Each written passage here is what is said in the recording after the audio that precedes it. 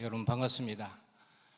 오늘 8월 첫째 주 맞이해서 또 특별히 우리 명석교회에 와서 여러분과 함께 귀한 예배를 드리게 된 것 하나님께 감사드리고, 또 우리 모든 교우님들 또 목사님께 감사를 드립니다. 저는 명석교회 올 때마다 교회 모습이 정말 이름처럼 빛나는 교회다. 교회 건물만 빛날 뿐만 아니라 우리 성도님 한 분 한 분 얼굴이 왜 이렇게 빛납니까? 너무 빛나고 아름답고 또 행복해 보입니다. 여러분 항상 이 빛나는 모습 주님 오실 때까지 잘 유지하시고 더 빛나시기를 간절히 축원드립니다. 오늘 여러분과 함께 나눌 말씀의 제목은 나의 사명을 깨우라. 나의 사명을 깨우라는 말씀입니다. 오늘 본문에 보니까 특별히 35절에 주님께서 제자들에게 말씀하고 계시죠. 우리가 저편으로 건너가자. 우리가 저편으로 건너가자. 우리 한번 따라할까요? 우리가 건너편으로, 저편으로 건너가자. 어떤 성경은 건너편이라도 하고 막 그러기 때문에 제가 조금 더 헷갈렸는데요. 우리가 저편으로 건너가자 하는 그 말씀, 바로 제자들의 사명을 깨우는 말씀인 줄로 믿습니다. 언제 깨웁니까? 여기 보니까 그날 저물 때. 저물 때는 일을 그만하고 쉴 때 아닙니까? 엄마가 집에 돌아라 그러면 아이들이 다 집으로 가는 거 마찬가지로 저물 때는 하루 종일 일했으니까 이제 쉼이 필요한 때인데, 주님이 뭐라고 하십니까? 아직도 우리가 할 일이 있다. 감당해야 될 사명이 있다. 저편으로 건너가자 하는 그런 말씀.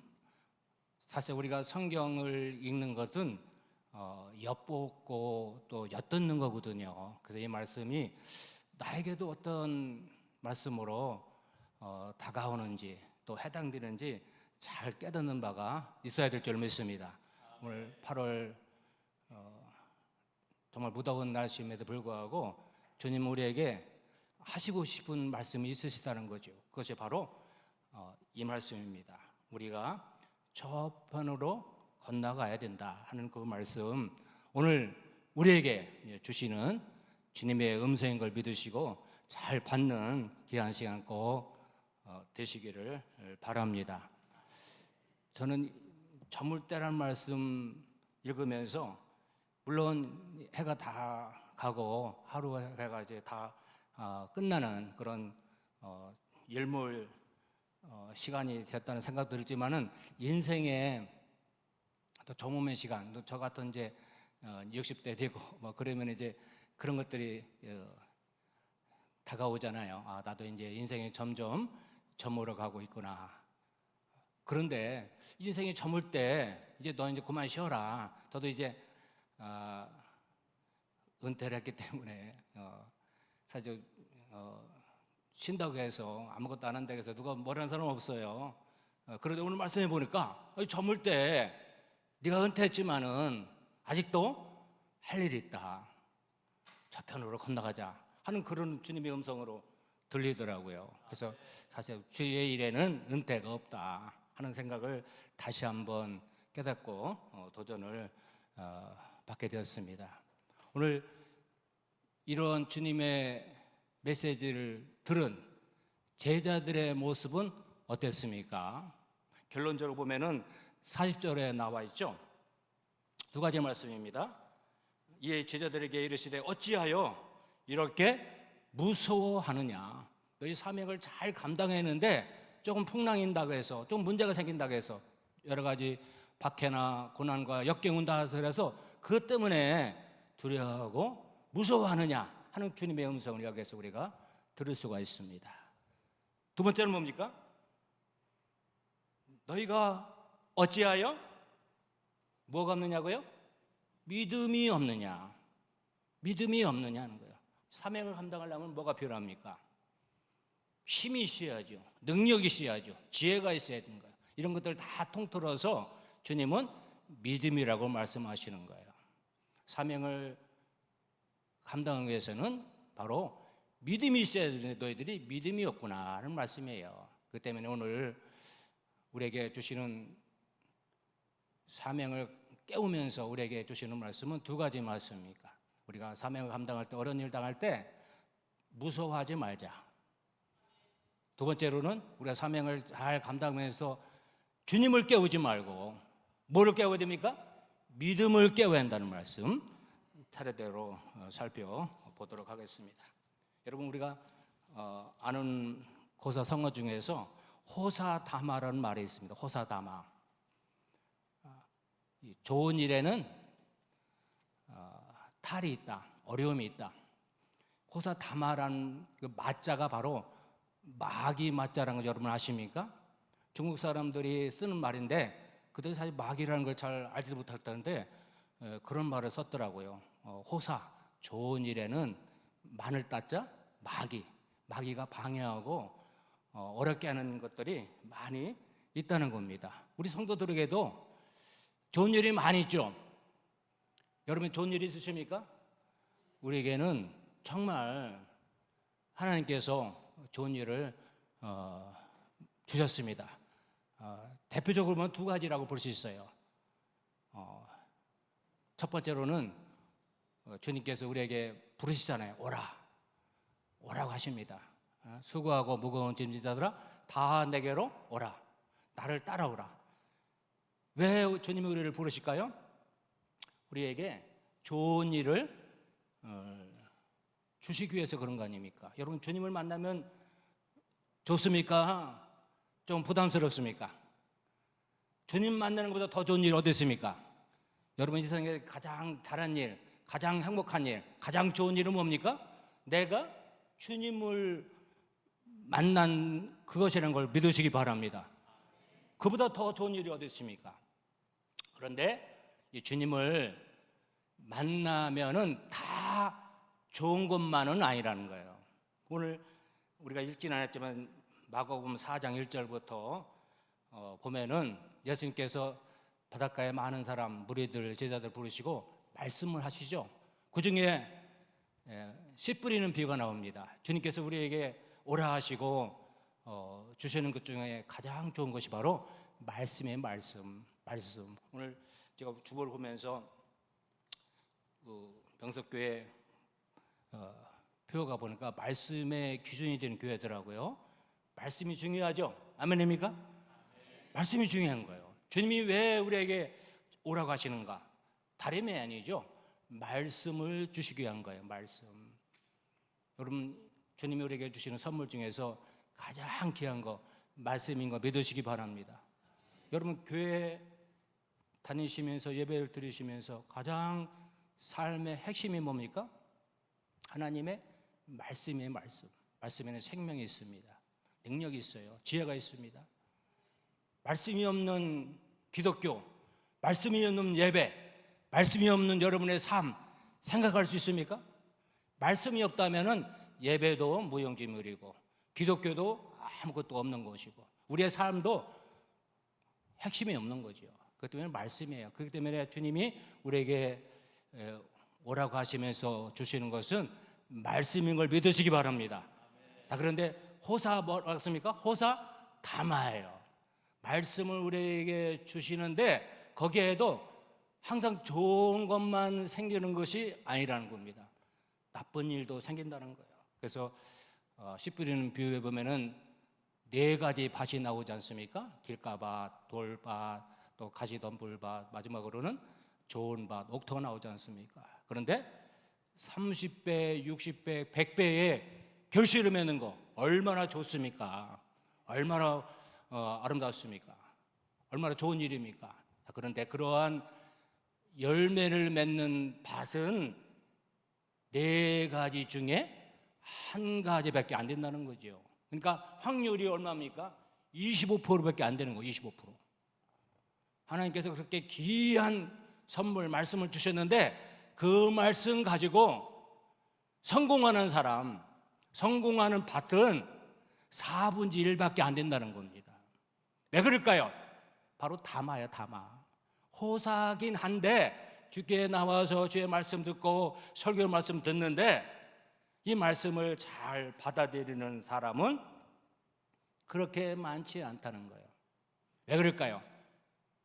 오늘 4장 말씀해 보면 그런 말씀이 있죠. 길가에 씨를 뿌렸는데 누가 먹습니까? 새가 먹는다는 거예요. 그거를 해석하기를 사탄이라고 해요.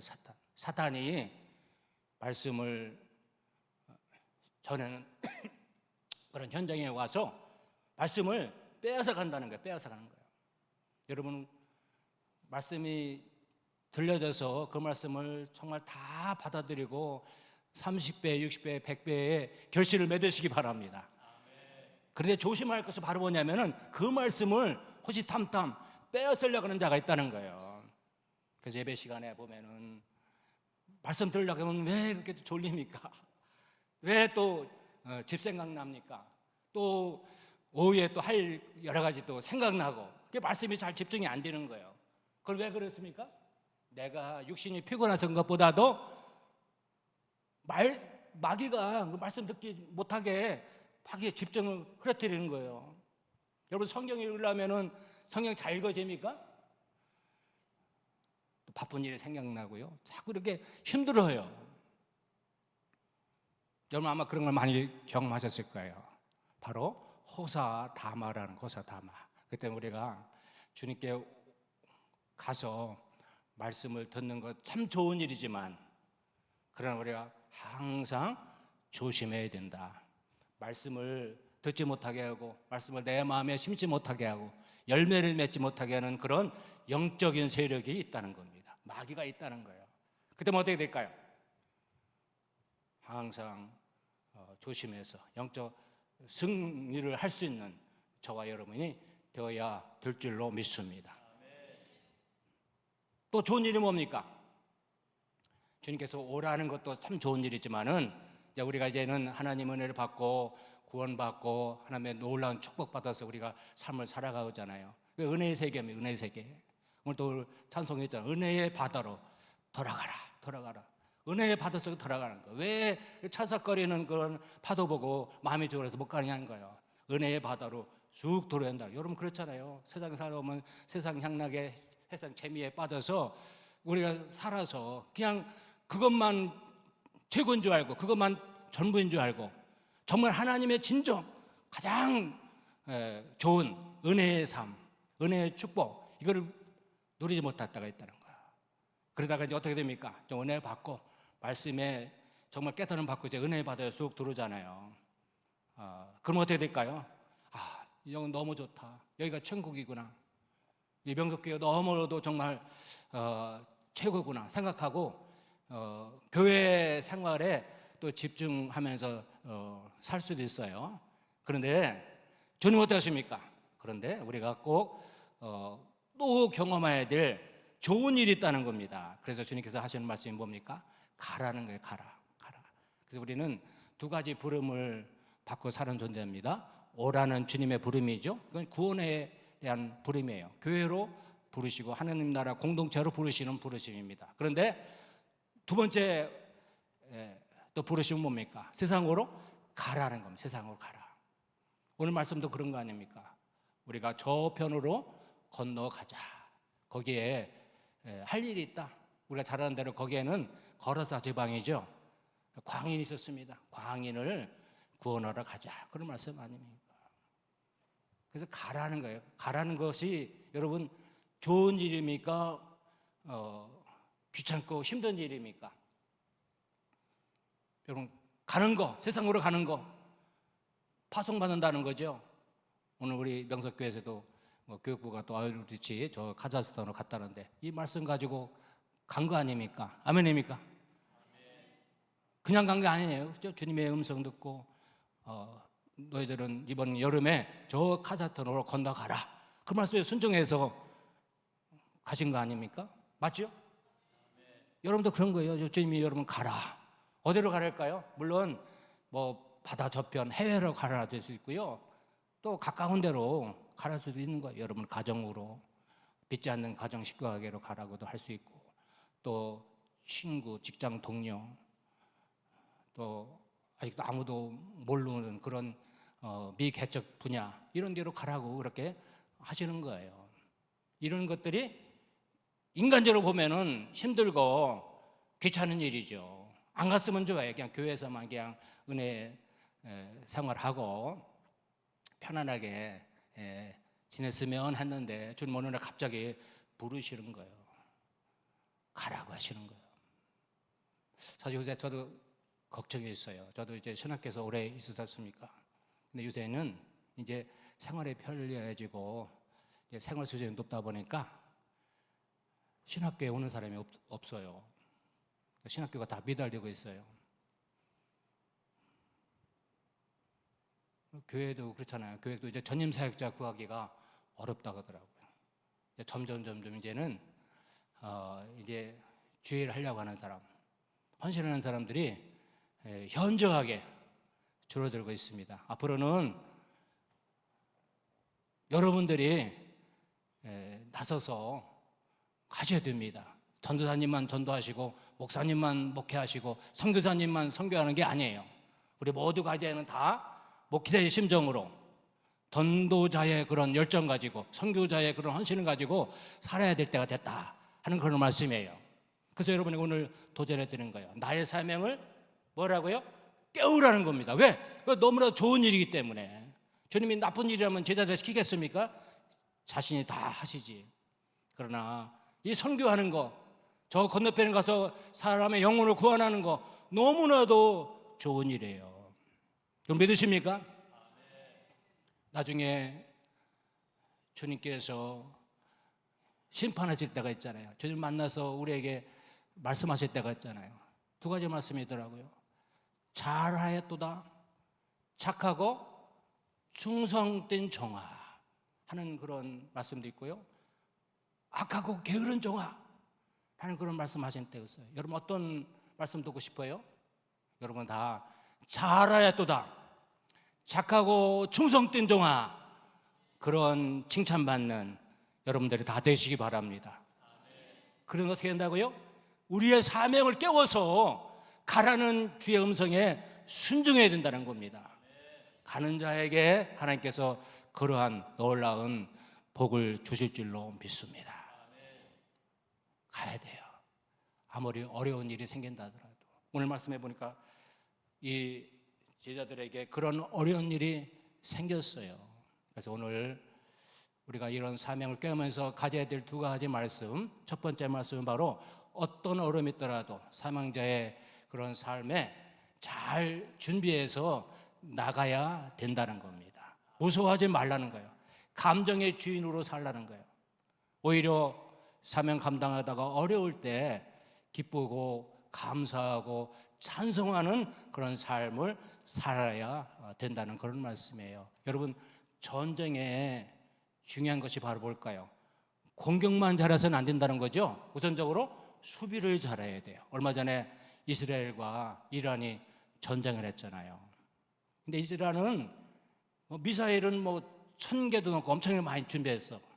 그런데 비행기를 막는 방공망이 완전히 허술해져 갖고 이스라엘의 그 공격을 하나도 제대로 막아내지 못해서 그 모든 군사시설 이런 것들이 다 폭격당했잖아요.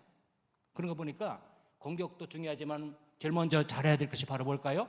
수비예요, 수비. 여러분, 우리가 좋은 일을 하려고 하면은 꼭 공격하는 존재가 있는 거예요. 그걸 뭡니까? 마귀죠. 사탄입니다. 악마예요. 그래서 우리의 사명의 삶을 살려면은 꼭 우리가 이 마귀와의 일전을 벌여야 한다는 거예요. 전쟁을 해야 한다는 겁니다. 이것을 영적으로 전쟁한다는 겁니까?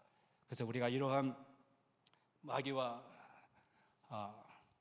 대결할 때 가져야 될 그런 마음은 어떤 마음일까요? 바로 그런 순간에 그걸 무서워하지 말고 기쁘고 즐거워하는 그런 삶을 살아야 된다는 그런 말씀입니다. 37절 한번 읽어보겠습니다. 37절 시작. 큰 광풍이 일어나매 물결이 배에 부딪혀 들어와 배에 가득하게 되었더라. 저 건너편을 건너가려면은 갈릴리 호수가 상당히 큰 호수이기 때문에 그냥 갈 수 없는 것이죠. 호수를 뺑 둘러서 가는 것보다는 배 타고 가는 게 훨씬 빠르기 때문에 배를 이용했던 거예요. 그런데 마침 그때 큰 광풍, 폭풍이 부는 거예요. 그런데 그 폭풍을 만난 제자들의 모습과 예수님의 모습이 현저히 다르다는 겁니다. 제자들은 어떻게 했습니까? 38절을 보니까 예수님을 깨우면서 이르되 선생님이요 우리가 죽게 된 것을 돌보지 아니하시나이까 하는 그런 반응을 보였죠. 그러나 예수는 어땠습니까? 고물에서 배 뒤편에서 베개를 베고 주무셨다는 거예요. 주무셨다. 예수님도 제자도 선교하러 저 호수 저편으로 건너가지 않습니까? 그래서 배를 탔는데 어려움을 당했어요. 광풍에 물었습니다. 그런데 예수님은 편안하게 주무시는데 제자들은 난리 난 거예요. 이제 우리가 다 이제 죽게 되었다. 이제 완전히 이 물속에 잠겨야 됐다. 큰일 났다 하면서 예수님을 깨우고 막 난리 법석 펴는 거 아닙니까? 사실 우리가 주일 헬라교회 오면은 쉬운 일이 아니죠. 어떤 어려움도 우리가 당할지 모릅니다. 가장 큰 일들도 생겨나는 거예요. 뜻하지 않는 또 일도 생기고요. 또 엉뚱한 사람으로부터 공격도 받고요. 여러 가지 경제적인 어려움도 겪고 또 육체의 질병도 겪게 되고 이만저만 어려운 일이 아니죠. 그러한 어려운 일을 당했을 때 어떤 태도를 가지고 있어야 되냐는 거예요. 제자들과 같은 태도를 취할 것이냐 아니면은 예수님과 같은 태도를 취할 것이냐는 거죠. 우리가 사도행전 16장에 보면은 바울과 신라의 모습이 나오지 않습니까? 바울과 신라가 그 관원들한테 붙잡혀 갖고 복음을 증거하지 말라, 말씀을 증거하지 말라는 그러한 박해를 받았음에도 불구하고 계속해서 말씀을 전했지 않습니까? 여러분 정말 복음 전도자들이 누가 박해한다고 해서 누가 못하겠다고 해서 뭐 겁을 먹고 끝내는 거 아니지 않습니까? 목숨을 걸고 하는 거 아닙니까? 그래서 그날도 복음을 증거하다가 어떻게 했습니까? 잡혀왔죠. 그래서 깊은 빌보 감옥 속에 잡혀갖고 손은 수갑 채우고 또 발에는 착구 채우고 정말 아무것도 할 수 없었습니다. 그런데 그들의 마음은 그들이 제어할 수 없었죠. 그들의 입술은 제어할 수 없었어요. 그래서 마음에서 우러나는 정말 찬양을 불렀어요. 찬양을 불렀어요. 찬양을 불렀더니 어떤 일이 벌어졌습니까? 하나님도 너무 좋아서 누가 그렇게 표현했더라고요. 하나님도 거기에 장단 맞춰서 막 춤을 추니까 땅이 진동했다고. 그래서 지진이 났다고 그러더라고요. 여러분 믿으십니까? 우리가 기뻐하고 하나님께 감사하고 영광 돌리면은 하나님도 어찌할 바 모르신다는 거예요. 하나님이 그냥 땅을 구르시면서 춤을 추시니까 지진 난 거죠. 옥문이 열린 거 아닙니까? 바로 그렇습니다. 우리가 어떤 어려움이 있을 때, 당할 때 그걸 겁을 내고 아유 나 이제 못하겠습니다. 하나님 나 이제 주의 일 하려고 보니까 힘들었어요. 교회 그만 다닐래요. 속회 그만 참여할래요. 아유 선교는 무슨 선교입니까? 내 집안 문제도 해결하지 못하는데 내 앞길도 이렇게 제대로 내가 감당하지 못하는데 무슨 교회 일 내가 합니까? 그만둘래요 하면서 겁을 내고 못할 수가 있다는 거예요. 그건 다 누구가 조장하는 겁니까? 배후에 악마가 그렇게 하는 거예요. 마귀가 그렇게 하는 거예요. 왜? 우리가 사명 감당하다가 하나님께 칭찬받고 영광을 돌릴까 봐 어떻게 해서도 우리가 가는 길을 막고자 하는 것이 바로 마귀인 걸 믿으시기 바랍니다. 그래서 뜻하지 않는 배에 앞길을 걸어서 광풍도 불게 하고 배에 그냥 파손도 시키고 그런 거 아닙니까? 그러나 그럴 때일수록 우리는 어떻게 해야 됩니까? 제자처럼 무서워하는 것이 아니라 오히려 기뻐하고 쉽게 영광 돌릴 때 하나님이 우리와 함께 하신다는 사실을 여러분 믿으시기 바랍니다. 여러분 땅콩 박사 조지 카바 얘기 다 아시죠? 그러면 노예 출신이 아닙니까? 근데 카바라는 것도 주인의 이름이라는 거예요. 이름도 없잖아요, 노예는. 그가 열심히 신앙생활 하다가 공부하다가 최초로 흑인 최초의 대학생이 됐다는 거예요. 그리고 열심히 공부해서 교수님의 추천받았고 동과대학에 가게 되었고요. 그래서 수석으로 졸업하고 그래서 나중에는 그 동과대학에 교수까지 됐다는 겁니다. 그런데 그의 꿈이 뭐냐면은 하나님이 나를 흑인으로 만든 이유가 있을 것이다. 내가 흑인을 위해서 살게 하옵소서 하는 그런 기도를 했다는 거예요. 이제 교수가 되고 편하게 살 수 있었음에 불구하고 어느 흑인 학교에서 초청을 받았다는 거예요.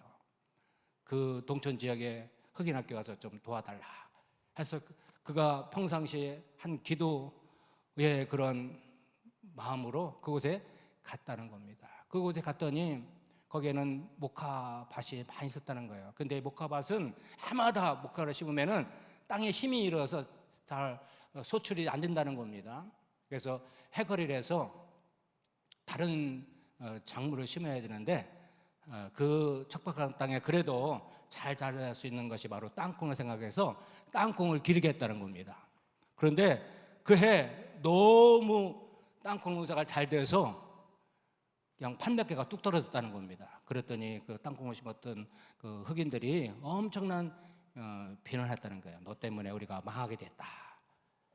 그런 비난을 받고 나서 이 카바가 때로는 상심되겠지. 그런데 하나님께 기도했다는 거예요. 하나님, 천지 창조한 목적이 뭡니까? 그랬더니 하나님이 왜 그렇게 어려운 질문을 하느냐, 좀 쉬운 질문해라. 그래서 하나님, 땅콩을 만든 것이 무슨 목적입니까? 그렇지, 그렇게 쉬운 질문 해야지. 그러면서 하나님이 연구실로 가보자, 그런 음성이 들렸다는 거야. 그래서 연구실 가서 땅콩 가지고 여러 가지로 실험해보고 해서 만든 많은 그 땅콩 제품들이 생겼다는 거예요. 수백 가지 만드는 그 브랜드를 하셔서 그걸 통해서 많은 사람들에게 이익을 남기게 했다는 것이죠. 여러 가지 어려움이 있었음에 불구하고 오히려 그런 것들을 기회로 삼아서 또 연구했더니 많은 땅콩 제품들을 만들게 되어서 다른 사람들에게 큰 이익을 남기게 됐다는 거죠. 만약에 조지 카바가 큰 어려움 당하고 비난을 받을 때 거기에서 실망하고 낙심하고 아무것도 안 하고 나갔더라면은 오늘날 우리가 쓰고 있는 땅콩 제품들 우리가 어떻게 맛볼 수가 있겠습니까? 그 사람 때문에 흑인들도 큰 이익을 남겼고 또 그 다른 사람들에게도 큰 영향력을 미친 것을 알 수가 있습니다. 여러분, 우리가 사명 감당하다 보면 여러 가지 어려움이 있을 수가 있어요. 여러분, 그럴 때 어떻게 됩니까? 제자처럼 무서워하지 말고 낙심하지 말고 기쁨으로 그걸 잘 극복한다면은 하나님께서 우리의 사명을 능히 감당하게 하신다는 사실을 여러분 꼭 믿으시기 바랍니다. 두 번째로 생각할 것이 바로 뭐냐면은 주님께서 제자들에게 하시는 말씀이죠. 너희가 어찌 믿음이 없느냐 하는 거예요. 믿음이 없느냐. 제자들은 어떻게 했습니까? 이런 어려움 당했을 때 누구를 깨웠어요? 누구를 깨웠습니까? 주님을 깨운 거예요. 주님, 우리가 죽게 됐습니다. 어린아이도 그러죠. 배고프면 누구를 깨웁니까? 엄마, 먹을 것 줘, 밥 줘, 그러잖아요. 엄마 깨우는 거예요. 아이들도 그랬잖아요. 또 큰 동네 형한테 또 여러 가지로 공격받고 그래 뭐라 됩니까? 아빠, 나 도와줘. 어떤 형이 나를 때리려고 해. 말려줘, 막 그러잖아요. 그럴 때 어렸을 때는 되게 부모님 의지하고 부모님을 깨우려고 하는 거예요. 그게 우리 모습이 아닙니까? 그래서 주님이 그런 거예요. 왜 이런 사명자에 가는 길에 나를 깨우느냐? 나를 깨우지 말라. 너희가 왜 믿음이 없느냐? 믿음. 여러분, 믿음이 뭡니까? 믿음. 여러분, 히브리서 11장 6절에 그렇게 말씀하고 계시잖아요. 믿음이 없이 하나님을 기쁘시게 못하느니 하나님께 나가는 자는 하나님이 계신 것과 또 그를 찾는 자들에게 반드시 상 주심을 믿어야 될지니라. 믿음이 뭡니까? 바로 하나님이 나와 함께 하시다는 거죠. 하나님이 함께 하시는 거예요. 그래서 여러분, 우리가 어려움을 당할 때는 주님을 깨우는 게 아니에요. 주님이 우리를 언제까지 도와주십니까? 예, 주님은 하늘나라에 가신 거죠. 그 대신 우리에게 성령 보내주시고 우리에게 믿음을 주신 줄 믿으시기 바랍니다. 그래서 우리는 나의 믿음을 잘 활용할 수 있는 그런 사람이 되어야 될 줄로 믿습니다. 믿음은 다른 게 아니죠. 말씀을 통해서 우리가 잘 들으면은 우리가 믿음 위에 서서 나갈 수 있는 그런 사람들이 될 수가 있다는 걸 꼭 믿으시기 바랍니다. 믿음이 없는 아무것도 못하는 거예요. 그래서 우리는 하나님이 늘 우리와 함께 하신다는 그런 믿음 여러분 가지시고 그 믿음을 통해서 승리할 수 있는 저와 여러분이 꼭 되시기 바랍니다. 그래서 사명은 믿음이 있는 사람만 감당할 수가 있는 거예요. 그래서 우리가 평상시에 말씀을 통해서 잘 믿음을 키우고 믿음을 크게 만들어서 우리가 사명 감당할 때 그 믿음을 통해서 나가면은 얼마든지 감당할 수 있는 그런 사람이 될 수 있으려 믿습니다. 그러니까 예를 들어서 베드로도 그렇잖아요. 베드로가 예수님이 십자가에 돌아가실 때는 부인하던 그런 자에 불과했잖아요. 그런데 그가 성령 체험하고 나서는 그 앞에 거칠 것이 없었어요. 어떤 어려움이 오더라도 그거를 다 이기고 물리치고 나간 것을 아셨습니다. 병자를 만나서도 막 그랬잖아요. 내가 있는 거 내게 주노니 나사렛 예수 이름으로 일어나 걸어라 명령한 거예요. 오늘 예수님이 그렇게 하시잖아요. 그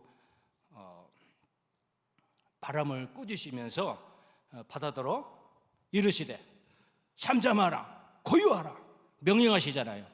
그러니까 믿음 있는 사람이 하는 행동이에요. 베드로 그렇잖아요. 내가 있는 거 내게 주노니 예수 이름으로 일어나 걸으라. 직접 환자에게 문제에게 명령하는 거예요. 우리는 그런 믿음인 걸 여러분 믿으시기 바랍니다. 이 믿음을 깨우지 않고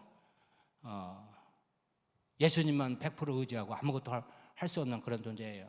우리는 믿음으로 성장해야 될 줄 믿습니다. 어린아이 같이 꼭 엄마가 밥을 차려줘야 먹는, 아빠가 함께만 뭐 할 수 있는 그러한 약한 존재가 돼서는 안 될 줄 믿습니다. 믿음으로 강하고 담 다해서 여러분 갈렙이 그랬잖아요. 갈렙은 10명의 정탐과는 달리 하나님이 함께 하시면 우리가 못할 것이 없다. 저 가나안의 원주민들은 우리의 밥이다. 가서 올라가서 취하자. 그런 믿음을 가지고 나갔잖아요. 바로 그렇습니다. 여러분 우리가 사명자는 이런 믿음을 가지고 나갈 때 주님께서 우리에게 부탁하신 모든 사명, 영혼 구원 등이 감당할 수 있는 그런 사람이 될 줄로 믿습니다. 여러분 사명자이십니까? 사명을 깨우면서 주님만 깨우지 마시고 나 자신을 깨우시기 바랍니다.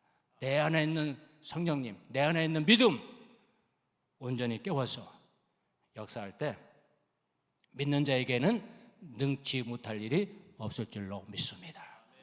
이런 능력을 가지고 여러분의 사명을 깨우면서 주어진 여러 가지 사명들을 잘 감당하는 우리 명석교회 교우 여러분들이 되시기를 주님의 이름으로 축원합니다. 축원합니다.